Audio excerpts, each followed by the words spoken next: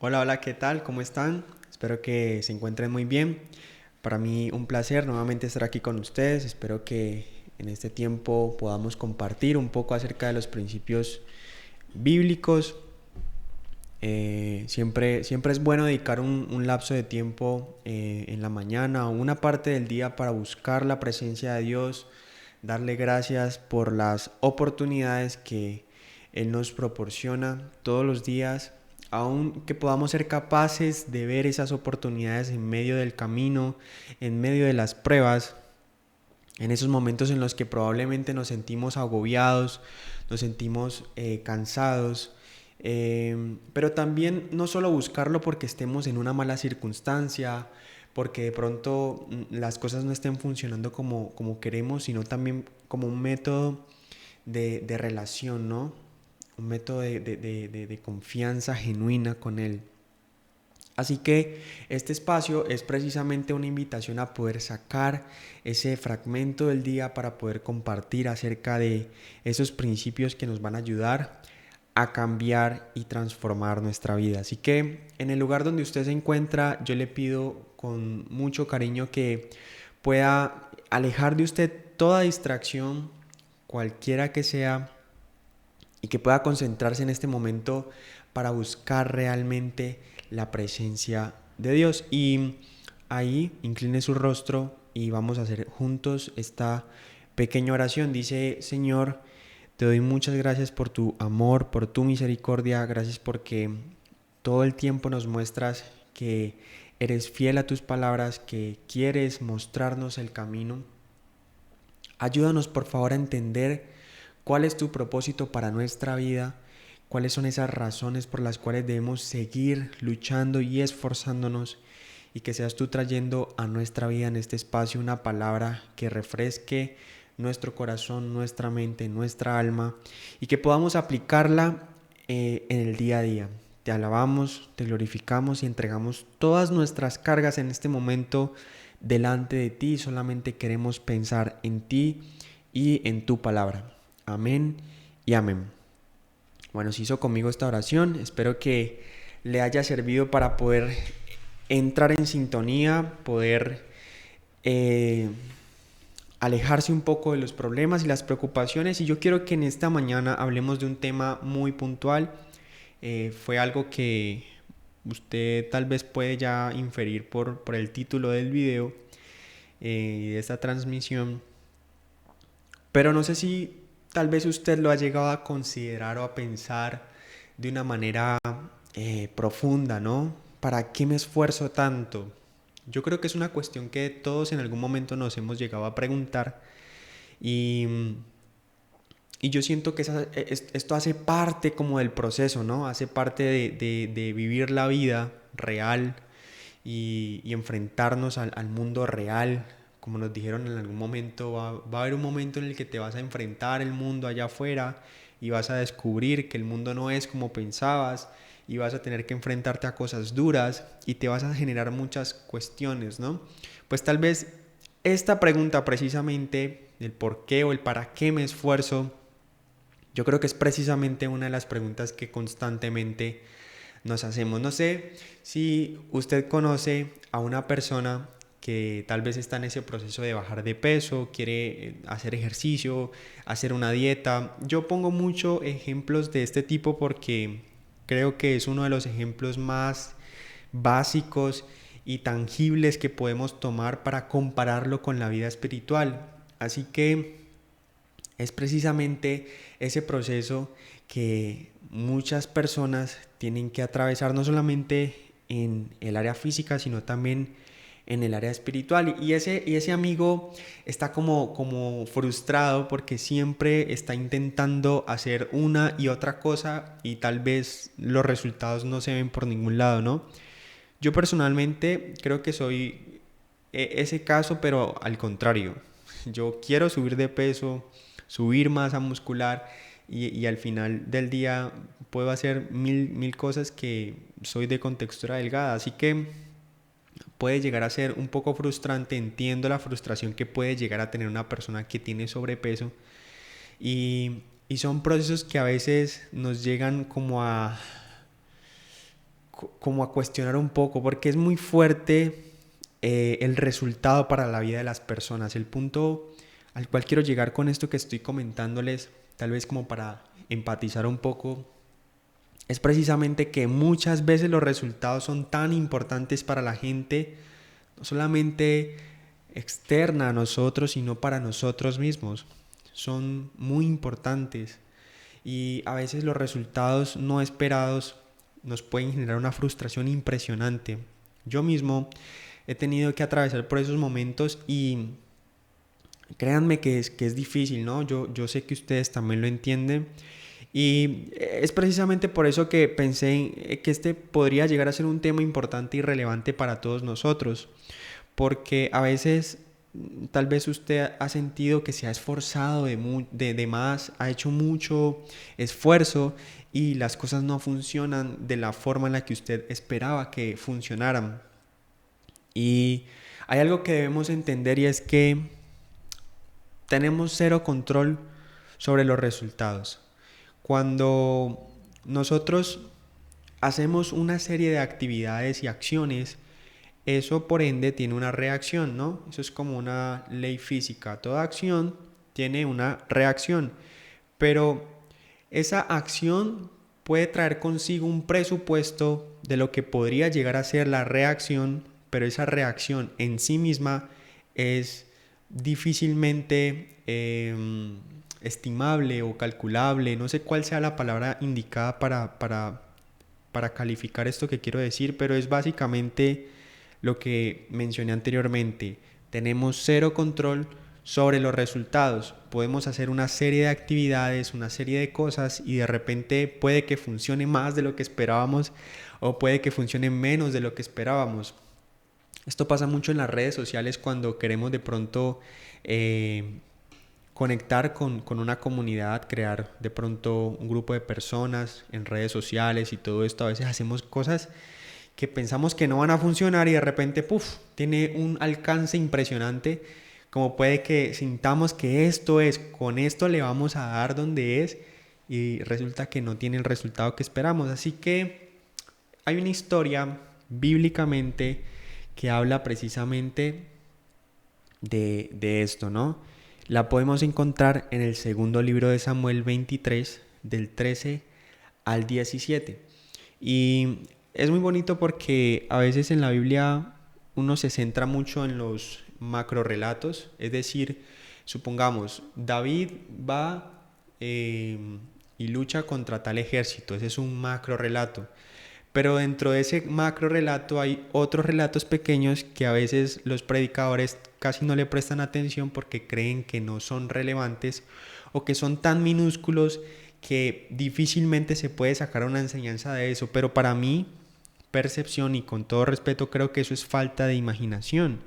Así que este mensaje quise basarlo en el segundo libro de Samuel 23 del 13 al 17 y ya le voy a explicar por qué considero que a veces nos hace falta un poquito de imaginación. Entonces, el macrorelato, para hacerles un pequeño contexto antes de leer el verso que voy a tomar y que usted me entienda, es Samuel haciendo un recuento de todos los reyes que han pasado mientras él es profeta, ¿no?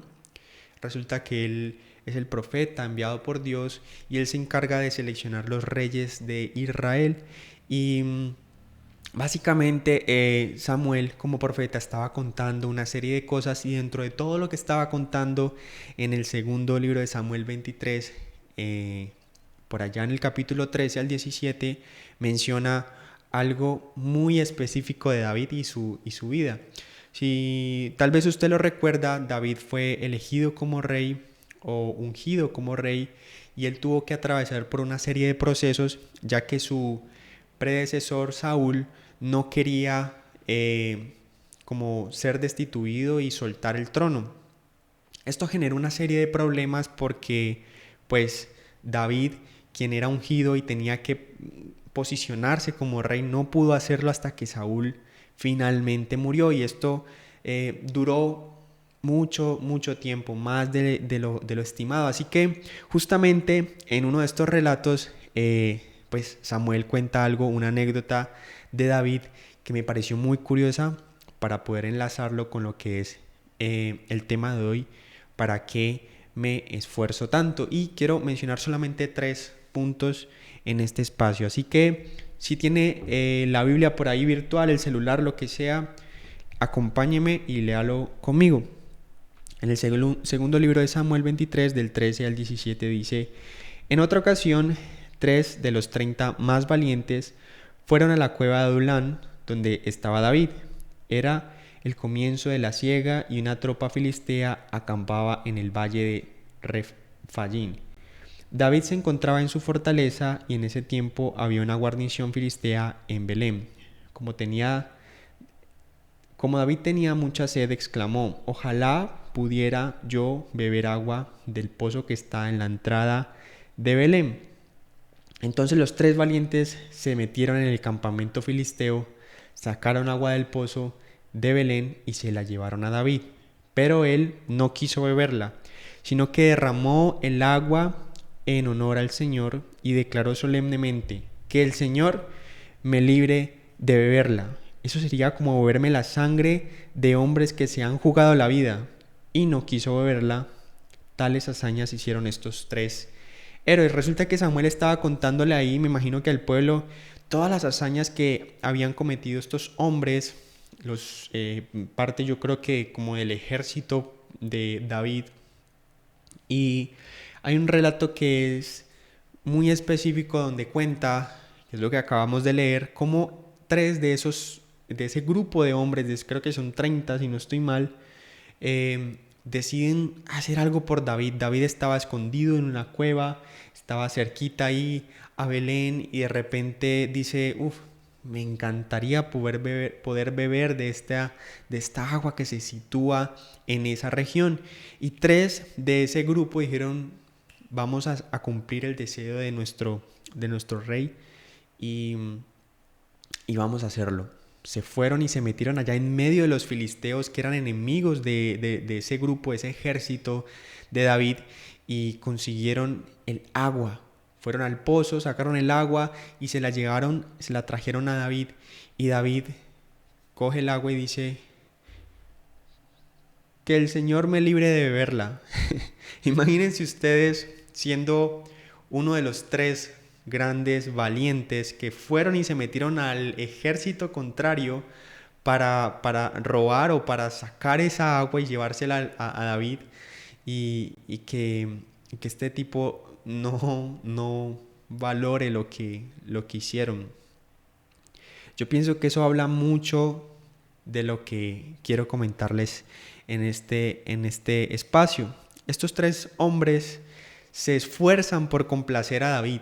Imagínense esa hazaña de irse a meter al ejército que estaba situado justamente donde se encontraba el pozo. Ellos, yo creo que no esperaban esa respuesta. ¿Qué pasa si de algún modo nosotros pudiéramos desconectar el esfuerzo de los resultados? ¿Qué pasaría si nosotros de repente creáramos una especie de no sé, como de fórmula que dijese: esfuerzo no es igual a resultados? Entonces yo creo que si pudiéramos tener esa fórmula fuese una realidad, la pregunta sería: bueno, entonces ¿para qué nos esforzamos? Y es precisamente de eso de lo que quiero hablar en este espacio. Creo crear un pequeño contexto, y es que David pide agua del pozo de Belén, y en el versículo 15, en el apartado B, dice: David exclama y dice: ojalá pudiera yo beber agua del pozo que está en la entrada de Belén. Resulta que David pasó su infancia en Belén, y yo pensaba un poco: ¿será que las palabras de David, esto ya es una interpretación personal, tal vez no dijo, cuando hizo esa expresión de cómo quisiera tomar agua del pozo de Belén, ¿no será que en ese momento tal vez David estaba diciendo cómo quisiera volver a esa época en la que todo era un poco más sencillo? ¿Cuántos de nosotros nos hemos llegado a preguntar o nos hemos llegado a decir a nosotros mismos: A veces no me gusta ser grande. A veces me gustaría volver a esa época en la que mi única preocupación era que tenía que llegar a tiempo a mi casa para verme el programa de televisión favorito. Y realmente todo era más sencillo en esa época, o hoy lo vemos de esa manera porque hemos crecido y hemos madurado. Eso es tal vez una pregunta retórica que voy a dejar ahí en suspenso. Cada uno de nosotros se preguntará realmente si es de esa manera.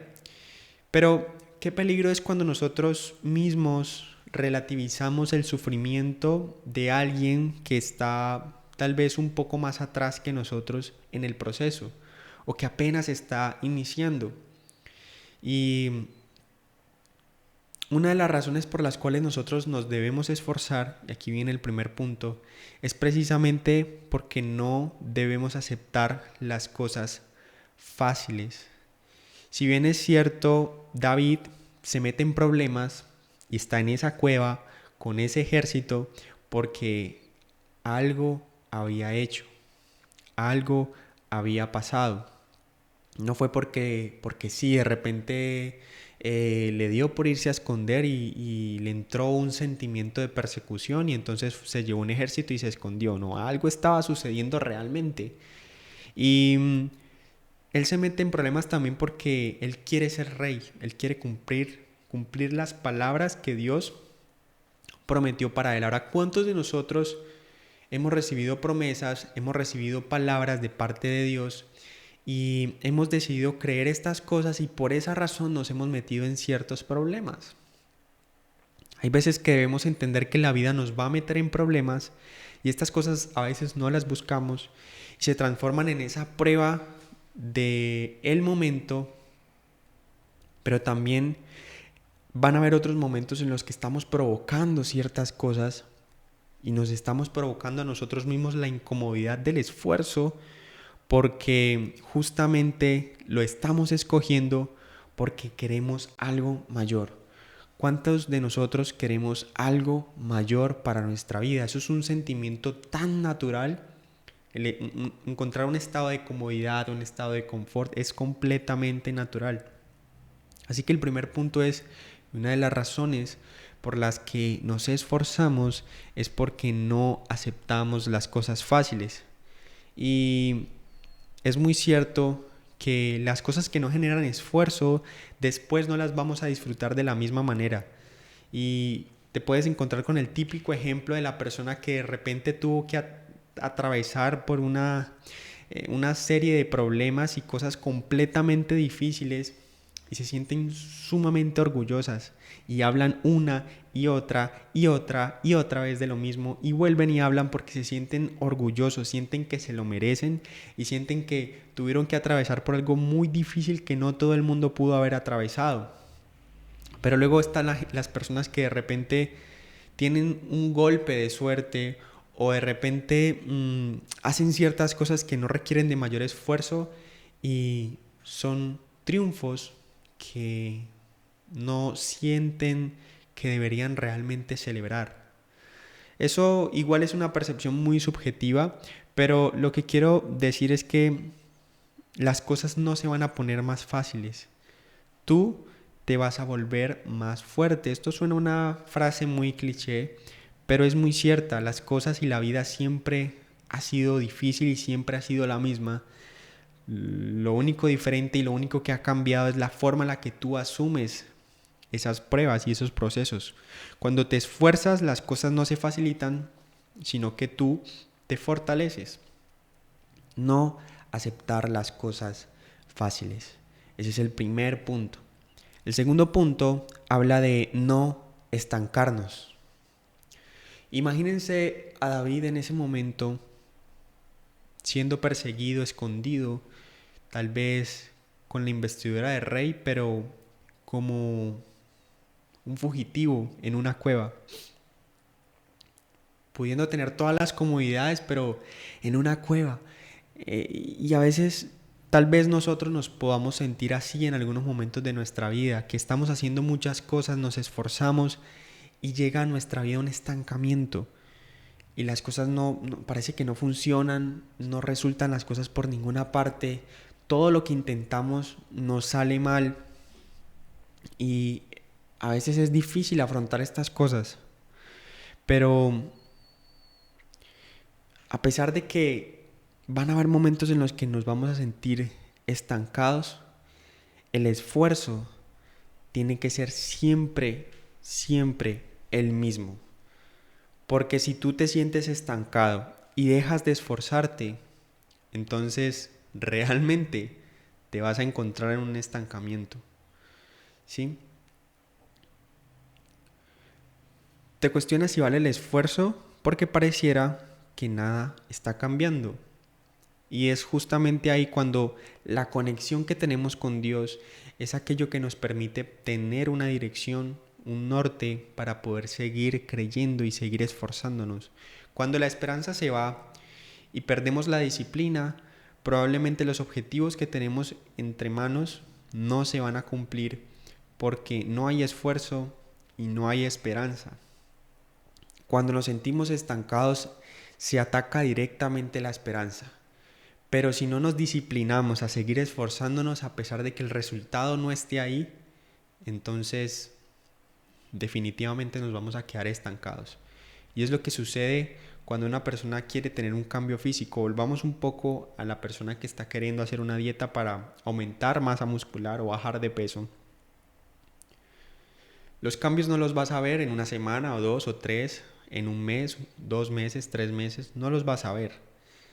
Pero la disciplina de hacerlo constantemente es lo que hace que de algún modo se rompa ese umbral y llegue ese punto en el que de repente y de golpe todo el mundo empieza a decirte: hey, ¿cómo has bajado de peso? Uy, te veo más cuajadito, estás haciendo ejercicio. Y eso es algo que llega de golpe. Pero previo a ese proceso, pareciera que nada está funcionando y pareciera que todo sigue normal. Lo único que ha cambiado es que ya no estoy comiendo hamburguesas, ya no estoy comiendo comida chatarra, pero me sigo sintiendo igual, no veo ningún cambio y mi aspecto luce completamente igual. Pero esto no recuerdo quién lo dice, pero es como una gráfica, una especie como de gráfica en donde se mide el esfuerzo y el tiempo. Y a veces pensamos que la evolución para conseguir nuestros objetivos es lineal, pero resulta que no es lineal, sino que lleva un proceso de crecimiento un poco más lento. Y a eso se le denomina el valle de la decepción. Cuando superamos el valle de la decepción, entonces justamente ahí es donde vamos a empezar a ver resultados. Eso funciona no solamente en el mundo del fitness o las personas que quieren cambiar su estado físico, sino también cuando queremos ejercitar nuestra mente y desde luego nuestra parte espiritual. No estancarnos. Sentimos que todo está estancado, que nada funciona y justamente es ahí donde más confianza debemos tener en Dios, porque es justamente en ese momento y en ese proceso en el que vamos a confiar en Dios y Dios va a estar moviendo los hilos detrás de todo este proceso para que con disciplina podamos llegar a ver aquello que Él nos prometió. Y yo te hago una pregunta directamente a ti. Si Dios te dijo que Él iba a hacer algo en tu vida y tú en este momento te estás sintiendo estancado, si tú no tienes la valentía y la disciplina de seguir insistiendo, difícilmente vas a poder conseguir los resultados. Pero no solamente no vas a poder ver los resultados, sino que también vas a desconfiar de lo que Dios ha dicho de ti. Porque si Dios te prometió que lo iba a cumplir, tu labor es hacer, no pensar, no dudar, no esperar, es hacer. El problema es que muchas veces no tenemos claro qué es lo que Dios ha dicho de nosotros. Y por supuesto, a la última persona y el último ser que tenemos en cuenta en nuestra vida es Dios. Y por eso las cosas no funcionan como nosotros lo esperamos. Primer punto, no aceptar las cosas fáciles. No debemos conformarnos y no debemos aceptar ser personas facilistas. El segundo punto es que nos esforzamos para no estancarnos, Porque aunque a nuestra vida hayan llegado momentos de estancamiento, si seguimos persistiendo y mantenemos los mismos hábitos correctos durante el tiempo, Dios va a cumplir en nosotros la promesa. Y el tercer y último punto, y considero que es como el más poderoso de todos estos tres puntos, es que la razón por la cual nos esforzamos es porque el esfuerzo transforma lo natural en espiritual. La razón por la cual nos esforzamos es porque el esfuerzo transforma lo natural en espiritual. El versículo 17 dice que, si me regalan un segundo, y declaró solemnemente que el Señor me libre de beberla, el agua que le trajeron los valientes. Eso sería como beberme la sangre de hombres que se han jugado la vida y no quiso beberla. Tales hazañas hicieron estos tres héroes. Ese versículo, ese fragmento pequeño, habla de algo muy potente, y es que David, cuando recibe el agua que le trajeron sus valientes, David no ve el agua en sí misma, sino que él ve el esfuerzo de estos valientes. Él ve sufrimiento, él ve dolor, él ve un proceso, ¿sí? David entrega ese esfuerzo delante de Dios y lo deja ir. Toma tu esfuerzo, ponlo delante de Dios y déjalo ir. Es lo mejor que podemos hacer. La razón por la cual nos esforzamos es porque el esfuerzo transforma lo natural en espiritual. Dios nos mandó a nosotros a esforzarnos, ser valientes. Él es un Dios que nos esfuerza para cumplir aquellas cosas que debemos cumplir en nuestra vida. Pero no debemos enfocarnos en el resultado, porque cuando nos enfocamos en el resultado siempre nos vamos a sentir frustrados. Tenemos que enfocarnos y disfrutar el proceso. Yo sé que usted lo ha escuchado muchísimas veces, pero es real. Cuando nos enfocamos en el esfuerzo y nos concentramos en construir una mejor versión de lo que somos nosotros, no solamente en el área espiritual, sino también en la emocional, mental, entonces ese esfuerzo se transforma en algo espiritual y Dios cumple aquello que prometió en nuestra vida. El esfuerzo transforma lo natural en espiritual. Las toma, las bendice y las deja ir. Ese es el proceso que hace David en ese momento cuando los valientes le traen el agua y él dice, yo no voy a beber esto porque aquí hay un esfuerzo. No me voy a tragar el esfuerzo y no voy a pensar que el esfuerzo debe traer en mí un resultado que tengo en mi cabeza. Yo lo pongo delante de ti, Dios, y lo dejo ir. Y entonces regó el agua. Eso no lo entendieron los valientes, pero era un nivel espiritual que tenía David, que probablemente no tenían sus valientes. El esfuerzo transforma lo natural en espiritual. Y está este ejemplo de la familia que tiene un niño con autismo, trabaja en cuidarlo, trabaja en educarlo, en acompañarlo y lo disfruta, a pesar de que saben que no llegará en ningún momento la sanidad para este niño. Esto se entiende que se trata del proceso y cómo pueden disfrutar a su hijo a pesar de su condición. Este es un ejemplo real de lo que debemos hacer nosotros en nuestra propia vida. El esfuerzo transforma lo natural en espiritual. No nos podemos quedar con aquellas cosas fáciles porque de lo fácil no va a haber ninguna recompensa. No podemos estancarnos realmente cuando nos sentimos estancados. Debemos ser persistentes y entender que el esfuerzo transforma lo natural en espiritual. 3 puntos que quería que compartiéramos en este espacio. ¿Para qué me esfuerzo tanto?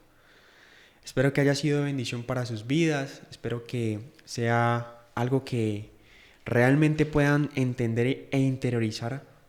Yo siento que a veces vamos por la vida muy rápido, haciendo muchas cosas, y cuando se trata de cosas de valor hay que detenernos un poco a pensar y profundizar en esto que estamos compartiendo. Espero que realmente haya sido de bendición para sus vidas. Y si fue de bendición para sus vidas, entonces pueden llegar a compartírselo a una persona que ustedes sientan de corazón y que sea una persona de confianza en la que ustedes digan, hey, esto tal vez te pueda servir. Esto tal vez pueda hacer un cambio en tu vida.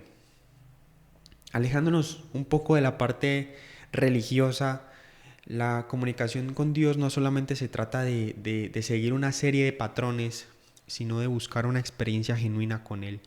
Y todo esto, lo único que genera en nosotros es un acercamiento, estar dispuestos, quitarnos esas vendas, esos paradigmas y esas cosas que tenemos en nuestro corazón y en nuestra mente para buscar un contacto con Dios que sea genuino. Los queremos muchísimo.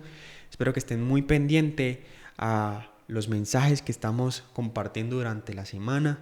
Y yo sé que nos vamos a poder ver en una próxima oportunidad. Hasta luego.